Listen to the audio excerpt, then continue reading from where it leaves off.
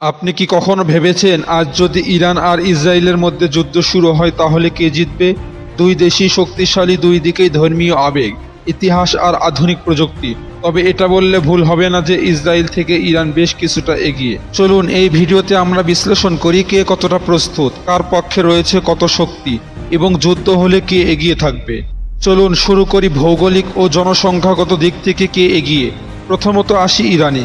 Iran আয়তনে অনেক বড়, প্রায় 1.65 মিলিয়ন বর্গ কিমি, জনসংখ্যা প্রায় 9 কোটি, পাহাড় মরুভূমি সীমান্তে প্রাকৃতিক প্রতিরক্ষা, মুসলিম সংখ্যা ঘনিষ্ঠ একটি দেশ। এবারে আসি ইসরায়েলে। ইসরায়েল দেশটি অনেক ছোট্ট, মাত্র 22,000 বর্গ কিমি, জনসংখ্যা প্রায় 90 লাখ, উন্নত শহর ও বর্ডার সিস্টেম।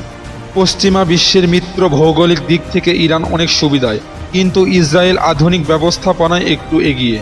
দ্বিতীয়ত সামরিক শক্তি ও অস্ত্র ভাণ্ডারে কে এগিয়ে। ইরানের সেনাবাহিনীর সংখ্যা প্রায় 6 লক্ষ, বিপ্লবী গার্ড IRGC আলাদা শক্তি, ড্রোন ও ব্যালিস্টিক মিসাইল যেমন শাহাব-3 খোরাম শহর, সাবমেরিন ক্ষেপণাস্ত্র ও আঞ্চলিক মিলিশিয়া দল। পরোক্ষ যুদ্ধে দক্ষতা ইয়েমেন, ইরাক, সিরিয়া।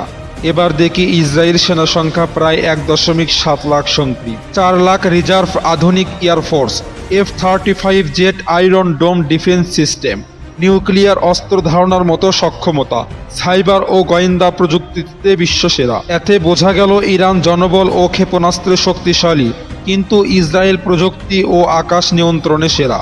এবার আসি আন্তর্জাতিক মিত্রতা ও সমর্থন।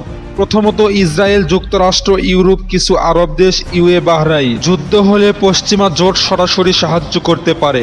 এবার আসি ইরানে। ইরান, রাশিয়া, চীন, আংশিকভাবে সিরিয়া, হিজবুল্লাহ ইসলামী মিলিশিয়া গ্রুপ থেকে পরোক্ষ সমর্থন। এখানে ইরান থেকে ইসরায়েলের মিত্র কিছুটা শক্তিশালী ও দ্রুত প্রতিক্রিয়া দিতে সক্ষম, তাই বলে ইরানও কম নয়। এবার আসি যুদ্ধের ধরন। ইরান সরাসরি যুদ্ধের বদলে পরোক্ষ পছন্দ করে, drone, cyber attack, militia. Israel চায় দ্রুত ও নির্ভুল হামলা, এয়ার স্ট্রাইক, গোপন মিশন।